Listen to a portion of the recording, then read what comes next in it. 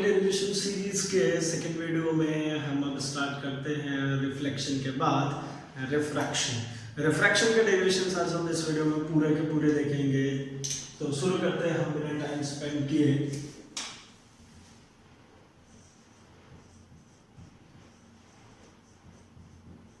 Refraction of light. चलिए इसमें हम सबसे फर्स्ट जो उठाते हैं डेरिवेशन वो है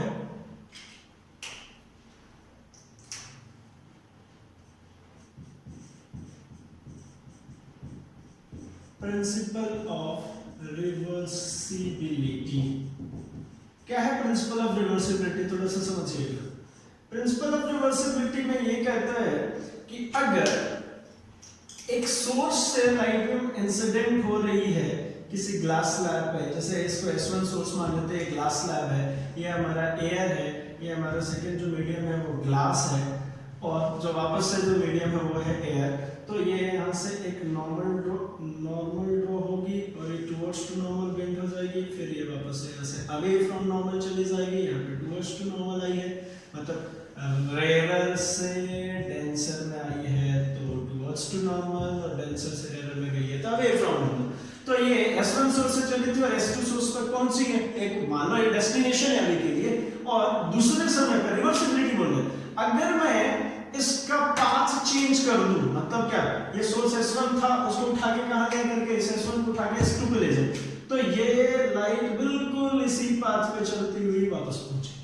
मतलब पहले टॉर्च यहां से जलाया तो जिस रास्ते से गई थी, अगर इस टॉर्च को उठा के यहां से जलाऊं तो फिर से उसी रास्ते पे होते हुए वापस चली जाएगी। इसको कहते हैं प्रिंसिपल ऑफ रिवर्सिबिलिटी। अच्छा, अब हम इसको कैसे क्या प्रूफ है इसमें, तो देखना, फ्रॉम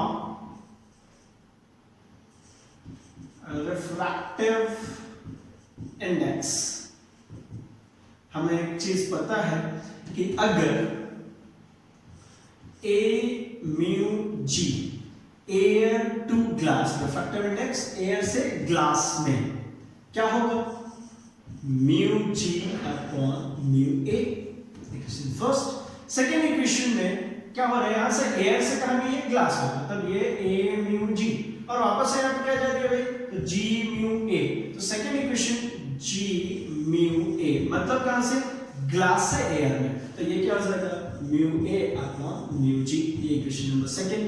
अब क्या करना भाई, तो कुछ नहीं, सिंपल सा मल्टीप्लाइंग साइडवाइज मल्टीप्लाई कर दो भाई, तो क्या हो जाएगा इधर, A mu G into G mu A is equals to mu G upon mu A into mu A upon mu G। Mu G से mu G cancel, mu A से म्यू A कैंसिल। इसका क्या मतलब हुआ, यहाँ पे मैंने को मिल गया A mu G is into G mu A is equals to 1, which is equals to A mu G is equals to 1 upon G mu A। समझ में आया क्या, कि जो एयर टू ग्लास में कार्यक्रम हो रहा था वो उसका एग्जैक्टली इनवर्स होगा ग्लास टू एयर के। मतलब अगर इस रास्ते पे चल के जा रही थी, सोर्स को पलट दिया तो वापस उसी रास्ते पे होकर के जाएगी। तो बहुत ही छोटा सा था principle of reversibility. Video pause कीजिए, इसको नोट डाउन कीजिए, फिर नेक्स्ट पे आते हैं।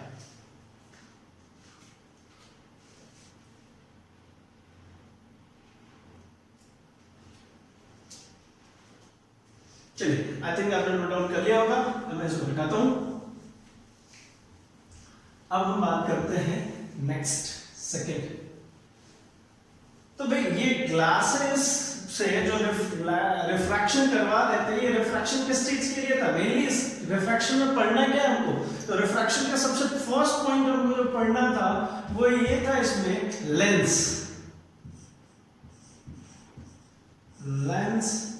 इक्वेशन या लेंस फॉर्मूला। क्या कहती है lens formula, 1 upon f is equals to 1 upon v minus 1 upon u। ये बिल्कुल मिरर फॉर्मूले के जैसी ही दिखती है, लेकिन एक डिफरेंस है।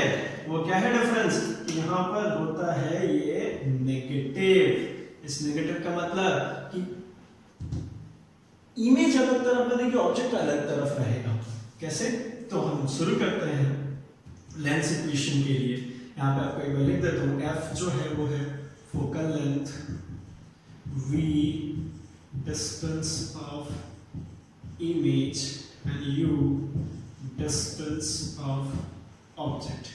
ये मिरर इक्वेशन से आसान है। फिर से देखिए, एक पहले फेज में डेरिवेशन के लिए बिल्कुल रट के बैठिए। हमको करना क्या है, सबसे फर्स्ट फेज ड्रॉ डायग्राम। सबसे पहला हमारा काम है डायग्राम बनाना, तो हमने तो भैया बना लिए डायग्राम। अब इस डायग्राम में ये हो गया मेरा ऑब्जेक्ट ए बी, ये होगी मेरी image A dash B dash. चूंकि इसके टॉप पॉइंट से बनी थी तो इसी के टॉप पॉइंट से ये बी डैश भी बनेगी। और ये लाइन में जो पैरेलल जा रही थी यहाँ से निकल के गई है, तो ये कहां से होकर के जाएगी, फोकस से। इसको यहाँ पे कहते हैं ऑप्टिकल सेंटर। हो गया मेरा काम खत्म। जरा मार्किंग कर लो, यहाँ से यहाँ तक ये जो डिस्टेंस है ये क्या होगी, u। यहाँ से ये जो डिस्टेंस है ये इमेज की, ये होगी मेरी v। और ये जो मेरा छोटा सा है ये मेरा f, फोकल लेंथ। बहुत ही सिंपल है ये डेरिवेशन। क्या करें, शुरू करते हैं डेरिवेशन। फर्स्ट फेज में मैंने क्या बनाया, डायग्राम। सेकंड फेज में आपको एक लेट करके स्टेटमेंट लिखनी है कि भाई एक कॉन्वेक्स लेंस है और इस कॉन्वेक्स लेंस के सामने एक ABU डिस्टेंस पे ऑब्जेक्ट रखी हुई है। यहाँ से एक लाइट में पैरेलल टू प्रिंसिपल एक्सिस चलती है जो कि फोकस से होते हुए निकल जाती है। एंड दूसरी एक लाइट भी आती है ऑप्टिकल सेंटर से, जो कि सेंट्रल पॉइंट से होकर क्या है तो कोई बेंडिंग नहीं होगा, वो सीधे सीधे निकल जाएगी। इन दोनों के इंटरसेक्शन से रिफ्रैक्शन के बाद जिस पॉइंट पे इंटरसेक्ट करती है वहां पे क्या मिलता है मेरे को, D, मतलब टॉप मिलता है। इसलिए इमेज कैसी बनती है, इन्वर्टेड। अब शुरू करते हैं हम डेरिवेशन। तो भाई इसमें भी वही की पॉइंट है। क्या इसका की पॉइंट, है भाई कि हमको ढूंढना है वर्टिकली ऑपोजिट एंगल्स वाले दो ट्रायंगल। और वो दो ट्रायंगल जरा देखिए, एक तो ये दिख गया मेरे को, इसी के साथ में ये लगा हुआ ये पूरा, मतलब कौन सा, यहाँ पे मार्क करता हूँ ना फटाफट। ये मेरा था ए बी, ये था मेरा ए डैश बी डैश, ये मेरा ओ, आपको दिख गया होगा मेरे हिसाब से। और दूसरा जो ट्रायंगल है मेरे को वो क्या दिखता है, जरा देखिए, वर्टिकल अपोजिट एंगल ढूंढने बोला था, ये ओ पे दिख गया मेरे को। एक मेरे को कहां पे दिख रहा है, ये दोनों वर्टिकली अपोजिट, थोड़ा सा जूम करके वीडियो देखेंगे। ये दोनों वर्टिकली अपोजिट एंगल है, मैं यहाँ पे बना भी देता हूँ। तो भाई मेरे को इसमें ट्रायंगल नहीं दिख रहा है, तो ट्रायंगल दिखाने के लिए क्या कर लो, इसको ज्वाइन कर लो। तो मतलब इसमें भी आ गया एक कंस्ट्रक्शन वर्क। क्या था, ज्वाइन ओ डैश, यहाँ पे ओ डैश नाम देता हूँ, ज्वाइन ओ डैश। तो क्या करें, तो देखो ये ओ डैश वाली लाइन है, ये सीधी गई, ये हमारी निकल के आई है, ये हमारा फोकस था, ये हमारा ए डैश बी डैश है, ये हमारा ओ डैश है। खत्म बात। अब इनमें क्या करते हैं, तो भाई सिमिलैरिटी प्रूफ शुरू हो जाओ। तो क्या करें, देखना इन ट्रायंगल्स में चलो ना, A B O and A dash B dash O. Angle AOB, this one, AOB is equals to angle A dash OB dash, this one। ये दोनों क्या है भाई, vertically opposite angle, तो बराबर ही होंगे ना। अब इसके बाद ये वाला एंगल और ये वाला एंगल दोनों राइट एंगल है। Angle A is equals to angle A dash, ये क्या है भाई, तो right angle, hence from angle similarity, क्या कहती है भैया एंगल सिमिलैरिटी, कि triangle A B O similar with triangle A dash B dash O. अब ये दोनों सिमिलर हो गए तो बस CPCT खूब खेले हैं अपन ने ये छोटी क्लासेस में।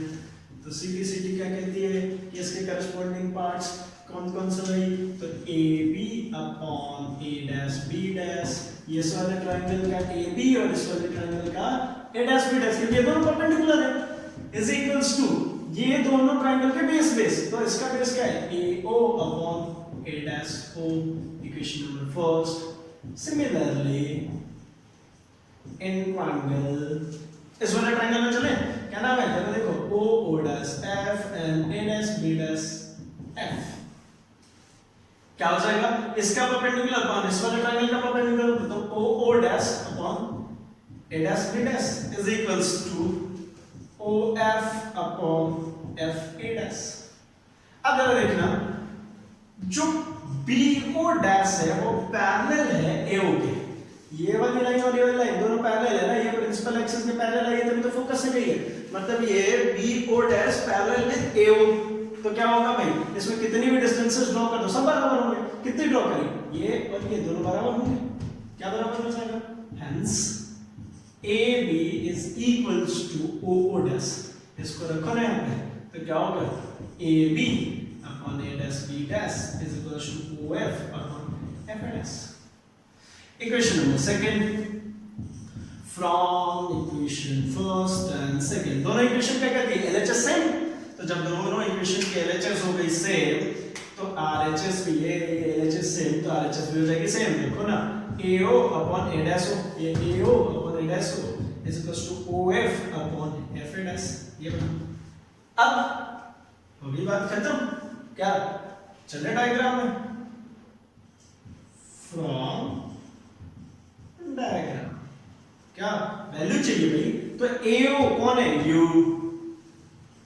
AO कौन है भाई, U, A dash O कौन है, V, इमेज के डिस्टेंस है, अच्छा OF कौन है, OF F फोकल लेंथ है भाई, और F A dash ये वाला, ये छोटू सा डिस्टेंस चाहिए, ये वाला, तो ये कैसे मिलेगा, ये पूरे में से इसको माइनस कर दूं, ये पूरा क्या था, यहां से यहां तक क्या है V, और यहां से यहां तक क्या है F, तो इसको F A dash को V minus F लिख लूं, F और तो अगर आपको लगे तो देखो O A dash, मतलब ये पूरे में से OF को माइनस कर दो, यही मिलेगा।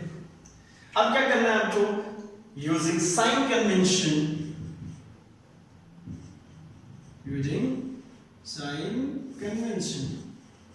क्या कहती है साइन कन्वेंशन, तो देखो U इक्वल होता है इस ऑप्टिकल सेंटर से लेफ्ट में, बाकी सब राइट में, तो बाकी सब पॉजिटिव, सिर्फ U नेगेटिव, तो ये U कैसा हो जाएगा, नेगेटिव ऑफ U, ये तो V ऐसे ही रहना है, F ऐसे ही रहना, और ये V minus F भी ऐसे ही रहना, पुट कर दो उठा करके इस इक्वेशन में,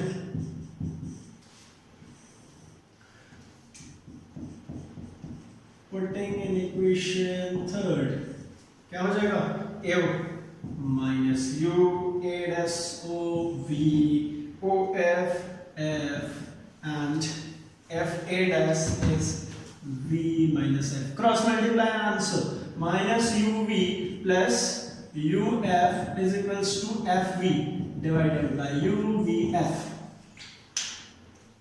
करो ना यहाँ पे UVF UVF UVF FV FV cancel, UF cancel, है, क्या बचा, तो minus of 1 upon F plus 1 upon V is equals to 1 upon U, चलो इसको इधर जाओ, इसको इधर ले जाओ, खत्म हो गई बात, तो 1 upon V minus 1 upon U is equals to 1 upon F, this is the final answer, ये हो गया भाई हमारा मिल गया इसके अंदर में जो हमको चाहिए था, ठीक है।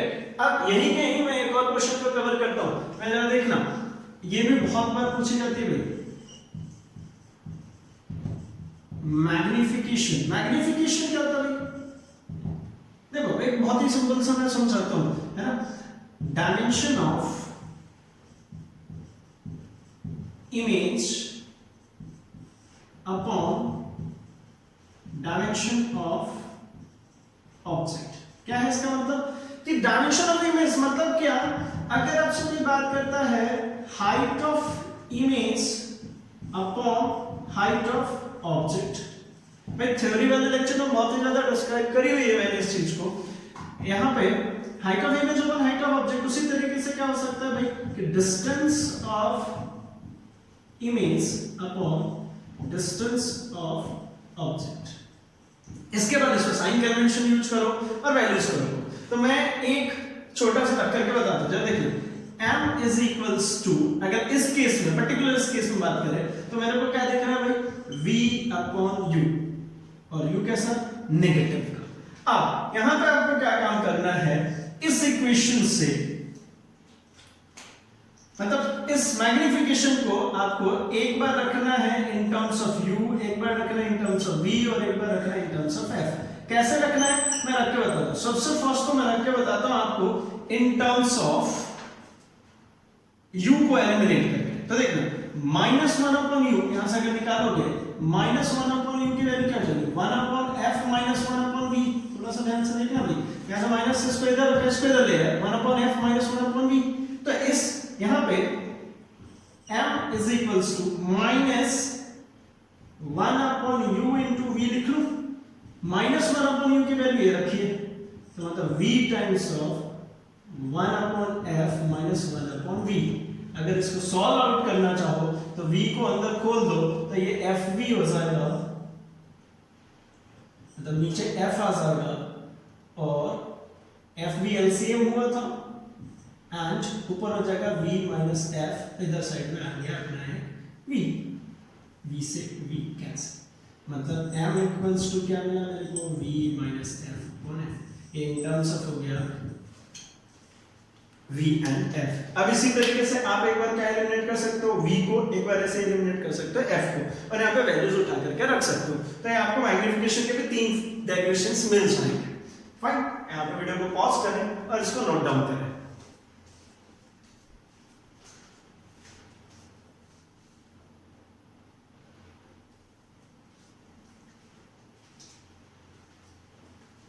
चलिए अब बिना टाइम बर्बाद किए हम थोड़ा सा और आगे बढ़ते हैं, और अब इस बार हम डिस्कस कर लेते हैं फटाफट अगला टॉपिक, इसी से रिलेटेड रिफ्रैक्शन से ही।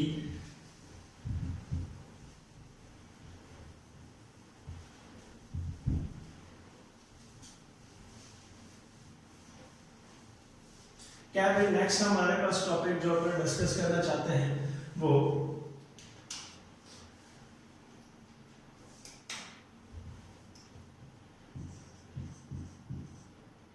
refraction by curved surface। अब यहां से थोड़ा सा इंपॉर्टेंट क्वेश्चन स्टार्ट हो जाता है, जरा देखना। रिफ्रैक्शन बाय कर्व्ड सरफेस, अगर सरफेस कर्व हो, जैसे आपने प्लेन सरफेस में तो देखी, कर्व्ड सरफेस हो तो रिफ्रैक्शन कैसे होगा और कैसे क्या लिखेंगे, क्या डेरिवेशन बनेगी। तो जरा देखना, हम बनाते हैं कर्व।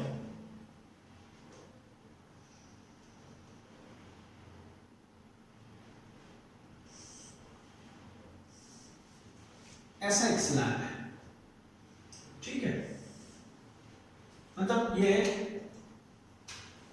ग्लास है और इधर एयर है, ठीक।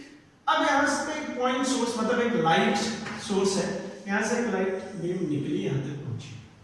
अच्छा, यहां पहुंचने के बाद क्या होगा कि ये एयर से ग्लास में जाती है, तो यहां पे तो ड्रॉ होना चाहिए क्या हमारा एक नॉर्मल, और अगर ये नॉर्मल है तो ये हमारा क्या हो जाएगा, सेंटर। अब इसके सेंटर से ही निकलेंगे, तो यहाँ पे ये जो एंगल बनेगा this is angle of incidence I, और जब एयर से ग्लास में जाती है तो टुवर्ड्स टू नॉर्मल मुड़ जाती है, तो इधर ना जाकर क्या मुड़ जाएगी, मुड़ेगी, इसका मतलब क्या, कुछ दूरी पर आगे जाकर के इंटरसेक्ट करेगी, और जहां पे ये जाकर के मिल जाए उसको हम कहेंगे क्या, आई, इमेज, और ये हो जाएगा मेरा angle of reflection are.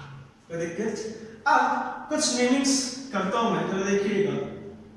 Object जो एंगल है, वो ऑब्जेक्ट जो एंगल यहाँ पे फॉर्म कर रहा है, इसको नेम कर दिया अल्फा। ये जिस पॉइंट पे जाके मिला था उसको बी, इसको एक नेम दे दो यानी ए, इसको नेम कर देते हैं जो इमेज फॉर्म हुई है दैट इज बीटा, और जो ये सेंट्रल एंगल फॉर्म कर रहा है दैट इज गामा। ये तीनों प्रिंसिपल एक्सिस के साथ जो एंगल फॉर्म कर रहा है उसको नेमिंग करिए अल्फा, बीटा एंड गामा। अब हम शुरू करते हैं इस डेरिवेशन को। तो एज वी नो कि जब कभी भी रिफ्रैक्शन की बात आएगी तो भैया सिंपल सा रिफ्रैक्टिव इंडेक्स से काम चालू होगा, क्योंकि रिफ्रैक्टिव इंडेक्स पढ़ा ही इसके लिए था। तो रिफ्रैक्टिव इंडेक्स लिखते हैं from the definition of refractive index क्या कहता है भाई, mu is equals to sine I upon sine R. भाई ये डेरिवेशन सीरीज में सिर्फ और सिर्फ क्रक्स बता रहा हूँ पूरे डेरिवेशंस के, जिससे कि आप याद कर सकेंगे। बाकी का मिर्च मसाला आपको लगानी है, इसमें सेंटेंस फॉर्म करना है, इसके लिए लेटेस्ट स्टेटमेंट लिखना है और सब कुछ। ये सिर्फ और सिर्फ क्रक्स है ताकि बहुत ही कम समय में आपको डेरिवेशन बनने लगे। बाकी की सजावट तो आप अपने हिसाब से कर सकते हैं। चलिए, mu equals to sine a upon sine r। If angles are too small, too small का मतलब कि देखना ये ट्रिग्नोमेट्रिक रेशियो है ना, साइन क्या है, ट्रिग्नोमेट्रिक रेशियो।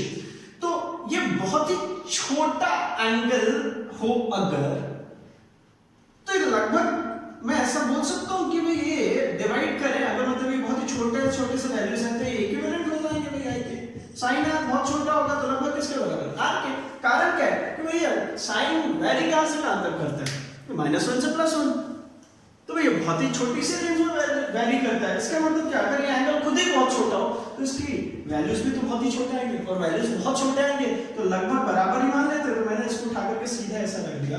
देन क्या लिख सकते हैं, mu is equals to I upon R and cross multiplication के बाद मेरे को मिलेगा I equals to mu times of R. This is equation number first. Now second point क्या कहता है भाई, तो सेकेंड पॉइंट ये कहता है कि अब भैया आई और आर आपने ढूंढ ली। मैंने आपको बोला है सभी डेरिवेशंस में की पॉइंट क्या है, तो भाई यहाँ पे की पॉइंट ये है कि इस डेरिवेशन को स्टार्ट करना है कहां से, रिफ्रैक्टिव इंडेक्स से, और यहाँ पर आई और आर ढूंढना है। की पॉइंट जो है वो क्या है, यहाँ पे आई और आर को ढूंढना। तो आई और आर ढूंढो, ये रहा, मिलेगा कैसे देखना जरा। इन ट्रायंगल, मेरे पास ट्रायंगल्स दिख रही है, जरा देखना। OCP, भाई मेरे पास आई चाहिए, पहले आई ढूंढने दो। आई के साथ चलो मेरे को ट्रायंगल में देखो, मेरे को OPC। क्यों भैया OPC में, देखना OPC,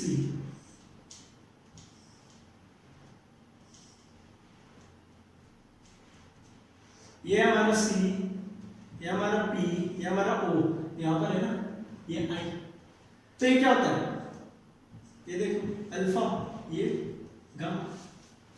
तो क्या होता है, exterior angle equals to sum of two interior angles का फार्मूला लगता है भाई। क्या, एंगल OP, इसको इधर T एक का और नाम देता हूं, angle OPT is equals to angle, सीधे लिख लेता हूं मैं, angle O plus angle C। ये दोनों एंगल्स के बराबर क्या है यहाँ पे form, exterior angle is equals to sum of two interior angles। जो दूर के दो इंटीरियर एंगल्स होते हैं उनके समेशन के बराबर होता है। तो भाई क्या है बता दो ना फटाफट। तो I is equals to alpha plus gamma। Angle लगा, कोई दिक्कत परेशानी, मतलब मेरे को वैल्यू मिल गई किसकी, I की। इसके इक्वेशन से क्या ले लेते हैं। अब इन ट्रायंगल, अब मेरे को आर चाहिए, आर किस ट्रायंगल में, तो इन ट्रायंगल CPI, CPI भी ड्रॉ कर ही देता हूं ना, देखना। तो भाई ऐसा कुछ है,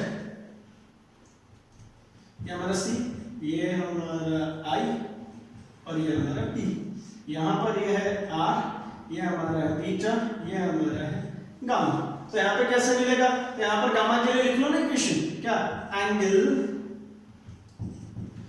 PCA is equals to angle CPI plus angle CIP। मतलब PC ये gamma is equals to angle R plus angle beta. अब मेरे पास चाहिए तो करना क्या, गामा माइनस बीटा, खत्म। Equation third, from equation first and third, sorry second and third, क्या करो, फर्स्ट में वैल्यूज उठा करके रखो, इसको और इसको उठाओ रखो। आई की वैल्यू अल्फा प्लस गामा, आई की वैल्यू अल्फा प्लस गामा, ध्यान से। अब इसके बाद म्यू टाइम्स ऑफ आर की वैल्यू, तो भैया गामा माइनस बीटा। आर की वैल्यू क्या है, आर गामा माइनस बीटा। अब आ जाओ इस डेरिवेशन के थर्ड फेज में, दैट इज कैलकुलेशन। भाई ये तो बताया आ रहा है शुरू से, डायग्राम, इसके बाद उसका की पॉइंट, इसके बाद उसके वैल्यूज निकाले और इसके बाद मैथमेटिकल्स सॉल्व करेंगे। तो देखना यहाँ पे as we know that angle is equals to arc upon radius. क्या होता है angle equals to arc upon radius. तो एंगल अल्फा बताओ ना, angle alpha arc PA upon PA इसका आर्क, यहां से आर्क जो ड्रॉ करोगे वो क्या होगा PA अपॉन इसका जो रेडियस होगा वो क्या होगा AO। ऐसे ही बीटा के लिए अगर मैं बात करूं तो बीटा देखो ये रही आर्क, मतलब PA upon AI, PA upon AI। ऐसे ही अगर मैं गामा की बात करूं तो गामा के लिए आर्क क्या होगा PA अपॉन AC। हो गई बात खत्म, उठाओ चलो रखो इसके अंदर में। तो अल्फा, इसको इक्वेशन लेने क्या फोर्थ, फ्रॉम इक्वेशन फोर्थ देखो alpha PA upon AO gamma plus PA upon AC mu times of gamma, that is PA upon AC, gamma PA minus AC minus beta PA upon AI। अब क्या करें भाई, दोनों तरफ PA PA common हो जाएंगे, cancel कर दो ना, तो PA को बाहर रख लो, 1 upon AO plus 1 upon AC is equals to PA mu times of 1 upon AC minus 1 upon AI। अब उड़ा दो PA PA खत्म। तो ये क्या हो जाएगा 1 upon AO plus 1 upon AC is equals to mu times of 1 upon AC minus 1 upon A। अब उठाओ थोड़ी सी वैल्यूज रख लेते हैं, है ना। तो वैल्यूज जरा देखो, AO ये क्या है, distance of object, that is ये रेडियस R और ये इमेज V, यही है। तो एक काम करो, पहले तो इसको 1 upon AO plus 1 upon AC is equals to mu upon AC minus mu upon AI। क्या किया, mu को ओपन कर दिया और इसके बाद AC AC को एक तरफ कर देते हैं, बाकी को दूसरी तरफ जाते हैं। तो इसको देखो ना 1 upon AO, इसको इधर ले माइनस माइनस इधर आकर हो गया plus mu upon AI is equals to mu upon AC minus 1 upon AC। कोई दिक्कत परेशानी। अब उठाओ पहले जो लिखना शुरू करते हैं, ठीक है। तो देखो 1 upon AO, AO मतलब U, 1 upon U, AO मतलब क्या था भैया U, AI मतलब क्या है V, AC मतलब क्या है R। तो रखो ना 1 upon U plus mu upon V is equals to mu upon R minus 1 upon R। अच्छा, तो और एक स्टेप अगर इसको सॉल्व करें तो क्या मिलेगा 1 upon U plus mu upon V is equals to, इसमें से 1 upon R को उठा करके कर लो कॉमन, तो 1 upon R mu minus 1। ये मिल गया मेरे को रिजल्ट। अब क्या करना है कि ये जो u था वो कैसा होगा भाई, u निकला होता लेफ्ट हैंड साइड में, तो ये हो गया कैसा नेगेटिव। तो ये जब नेगेटिव होगा तो इसको उठा के नेगेटिव, इसको उठा के नेगेटिव। अब फाइनल रिजल्ट लिख लेता हूं मैं, क्या हो गया भाई मेरा, तो mu upon v minus 1 upon u is equals to 1 upon r mu minus 1। This is the final result. क्या भाई, रिफ्रैक्शन थ्रू कर्व्ड सरफेस। अगर कोई कर्व्ड सरफेस है तो ये रिफ्लेक्शन होगी। म्यू क्या है भाई, refractive index of glass. R इस कर्व्ड सरफेस की जो रेडियस है कितना कर्व्ड है, और v और u आपको पता ही है, ये है distance of image and distance of object. यहाँ पे वीडियो पॉज करें और इसको नोट डाउन करें।